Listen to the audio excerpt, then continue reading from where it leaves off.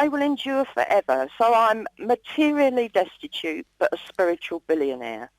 All right, well, just stay there, Sandra. We'll talk some more in a moment. We'll just have a musical break. This is Beverly Hart and her version of Piece of My Heart. Sandra Lester is my guest. She's a poet, or what? It's a graphorealist. Graphorealist.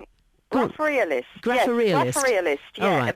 That comes from the Greek graphian to write and phroia to flow. Oh, I'm learning loads here.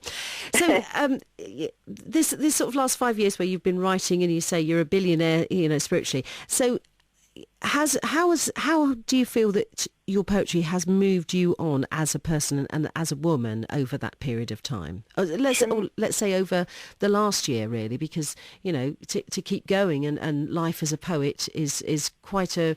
I suppose in the past people have thought, well, it's very romantic, Yes, absolutely.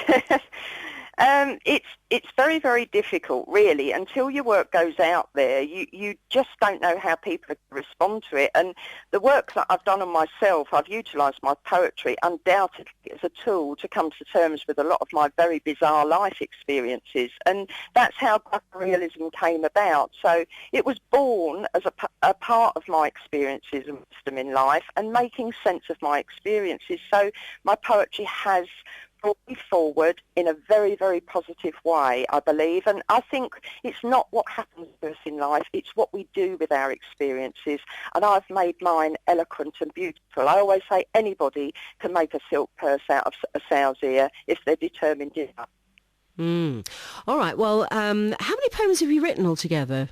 My goodness me, I've got another 90 ready to publish in a new collection. So, they're just rolling out of me. There's hundreds, but the graphorealist, she writes in a certain way, and that way encompasses psychology and understanding herself and sharing it with the world. So it's very much something you'd have to read. It isn't something you can take in instantly because my subconscious churns out a lot as well. You see, I call that a cosmic download, you see. I reckon that Yeah. I reckon that we all get cosmic downloads at certain points in time, and some more often. And when we're well rested as well, that's another tool that helps us receive. It does. And many people say, no, she's lost the plot completely. But there you go. Whet our appetite then, because you said you're about to publish some bits and pieces, and you've done recordings as well. So whet our appetite for about a minute of your stuff. What are we going to hear?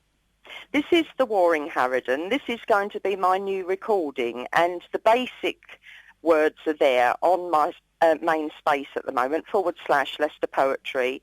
The lyrics will be printed up soon, and this is the one where I'm collaborating with a number of musicians and a hip-hop artist. And it's called The Warring Harridan, a journey to the centre of the psyche with the syntactic pyromaniac.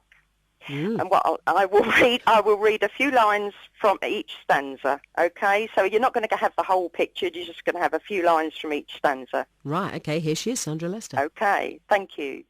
An extremely tetchy trauma geyser is fizzing as an obfusc voodoo brew beneath a serene, graceful surface. Yet more of my unruly lifetime's stymied debris to excavate from the Aberdonian soul-stirring slime pit and purposaciously express. My psyche's Patagonian mosquito has landed, drilling for blood. It pierces my soul as a psychotic maniac with a rubiginous syringe.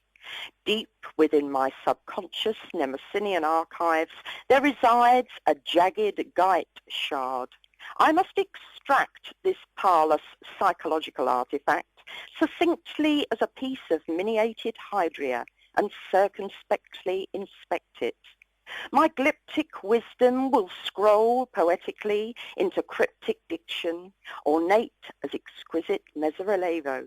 These curious iconic epics will evolve into abstruse chronological psychological dossiers, then filed in an historic confessional elegy library. I am the Harridan, a psychagogue, molting my pneuma's tedious onus by boundlessly fly-tipping versified ire as eclairs disseminal offerings to volumes of personally quirky poetry books. I'll just read the last few lines.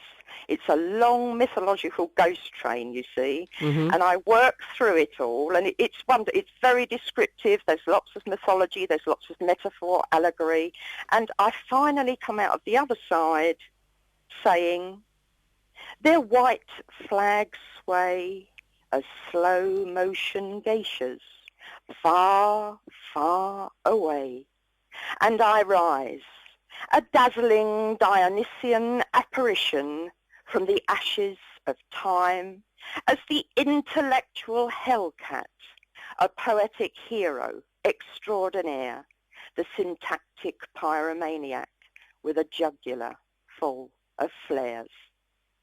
Whoa, Sandra Lester, thank you very much. You're a feisty lady. People will have nightmares tonight, won't they now? No, we hope not. I think, talking to, hearing who you are and then listening to your poetry, there's the two people there and there are the two ways. And, it's, again, one thing, everybody has their choice to what they want to listen to and what they want to go to. And it's just a joy that you're there in Essex, really going for it. And going for it, yeah. That actually is gruff realism. That's written in that particular style. Not all of my work is. I've got a selected poems CD and there are 33 poems on there. They've got lots of long words in there, but you can understand them. And all of my work tells my life story. All right then. So do we get the Sandra Lester, dictionary guide to understanding? Yes, you do. Yeah. There's glossary and notes, and sometimes that's almost as long as the poem. All right. Okay. Well, it's great talking to you, and you. And Thank I really hope it's a brave thing to go right. No, this is what I'm going to do because you've got to get it out there. So yes. all fair play to you, Sandra Lester. Thank you so much. Thank you, Sue.